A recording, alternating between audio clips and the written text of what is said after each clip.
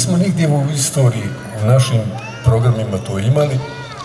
Na sreću imamo sad pametne ljude koji su počeli da nadomještaju svojim knjigama ono što smo propustili u svom normalnom, onom regularnom, oficijalnom obrazovanju. Na nama je sad da čitamo.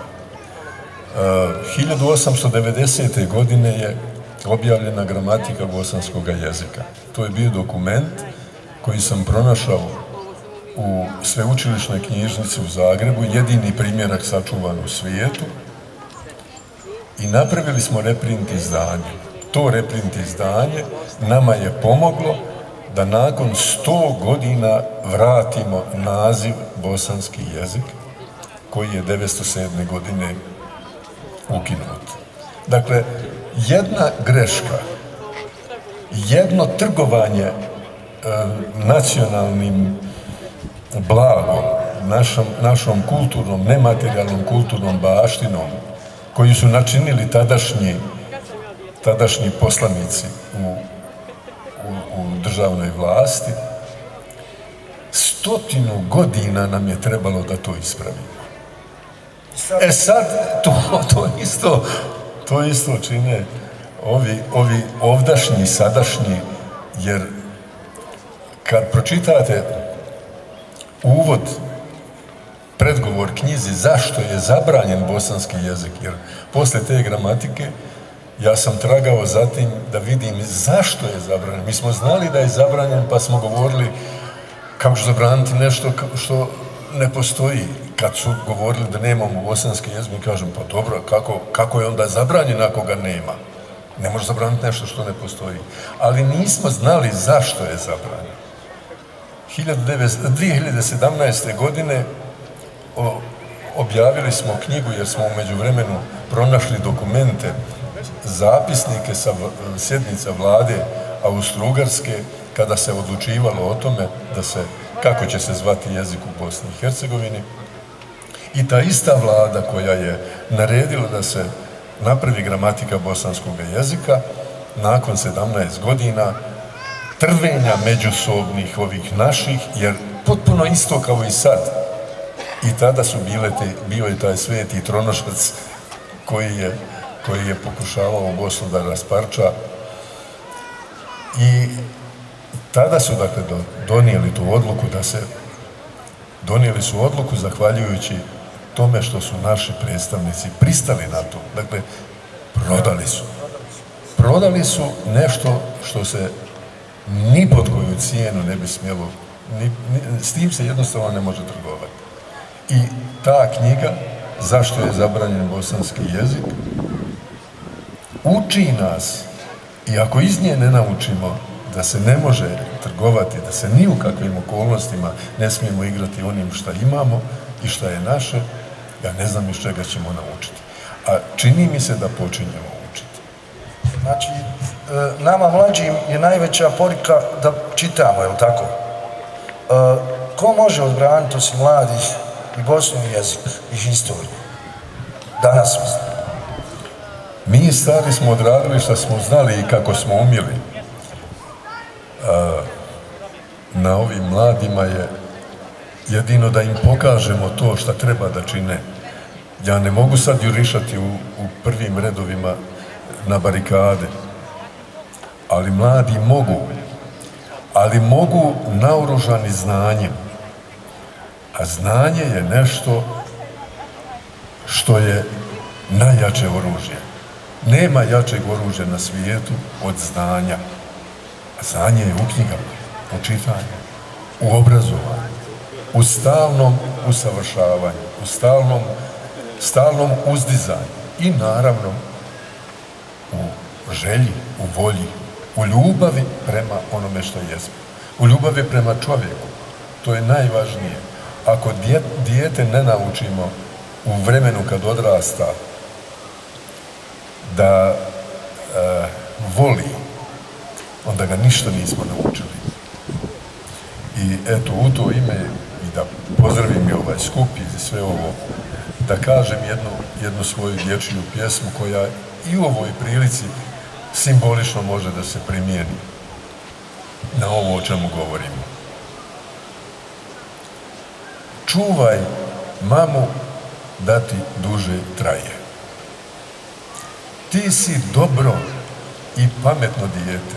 Oči ti se od bistrine sjaje i zato ti kaže mali cvijete. Čuvaj mamu da ti duže traje. Ne daj da je premore poslići, ne daj da se ni u brigu daje. Gdje su tvoji junački mišići? Čuvaj mamu da ti duže traje. Nemoj da se ponašaš ko ćuran, nije tebe porađalo jaje. Nemoj da si grub i nekulturan. Čuvaj mamu da ti duže traje. Nemoj da je sekiraš i mučiš, smijeh joj ljepše od suza pristaje, budi dobar i dobro da učiš. Čuvaj mamu da ti duže traje. Ja ne volim što ti moram reći budi dobar, ne pravi problema, ali shvatit ćeš kada budeš veći.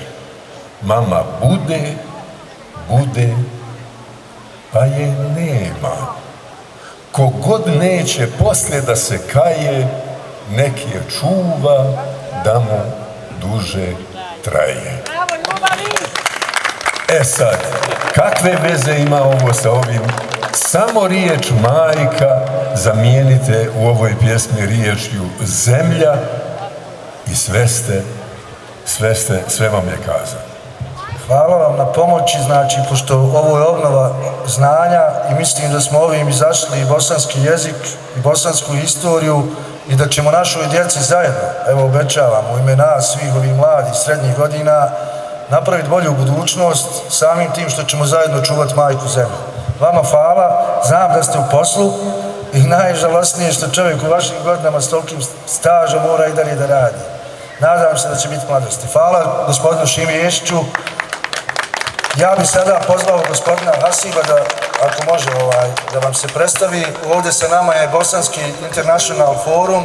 To su naši mladi momci koji žele da svoju viziju, ideju i cilj podijeli sa mladim Bosne i Hercegovine. Dobro nam došao. Izvolite. Predstavi se. Hvala Tuzli prije svega, evo iz Sarajeva upravo smo stigli, doduše iz Cazina u Sarajevo, pa iz Sarajeva u Tuzlu. Hasib Hadžić, predsjednik organizacije, odnosno projekta Bosna International Forum, koji predstavlja odnose između Bosne i Hercegovine i dijaspore Bosne i Hercegovine u svijetu, u svim segmentima i svim sferama koji se mogu održavati i uspostavljati dalje u budućnosti. Dobro nam došli i sretan vam dan državnosti, znači 834. rođendan Bosne i Hercegovine. Možete li nam reći malo više o Bosanskom, znači internacionalnom forumu, o nečemu od kako ste se osnovali, problema i, ajmo reći, razlici između djelovanja u Evropi i Bosni i Hercegovini? Pa evo, prije svega poslije ovako divnih riječi gospodina prije mene, zaista je teško bilo šta reći, ali upratio sam jednu zanimljivu tezu. Bosna i Hercegovina nije nastala, odnosno ne postoji od Daytona do danas, naravno, pogotovo vidjevši sve ove simbole oko nas koje nas okružuju i koje moramo u svakom momentu i svakom trenutku, znači da držimo do njih, da ih potenciramo, da ih predstavljamo. Ali činjenica jeste da ovakva kakva jeste Bosna i Hercegovina od Daytona do danas i onda posmatramo, evo kažem uvijek, Bosnu i Hercegovinu kao ako usporedimo sa čovjekom, koji prolazi kroz određene faze, to je prije svega djetinjstvo, prohoda, pa onda uči, pa krene u školu, tinejdžerski period, pa zrelost, pa starost i tako dalje. I kada usporedimo taj period nekako 25-30 godina od Daytona, vrijeme je došlo da po prirodi dešavanja čovjek je u tom periodu, može se reći, sazrio, naučio je dosta, I evo, kroz ovaj period učili smo do sada i vrijeme je došlo da to što smo naučili treba da sazrijemo i da konačno neke stvari krenu naprijed. Po povratku iz, ajde kažemo, dijaspore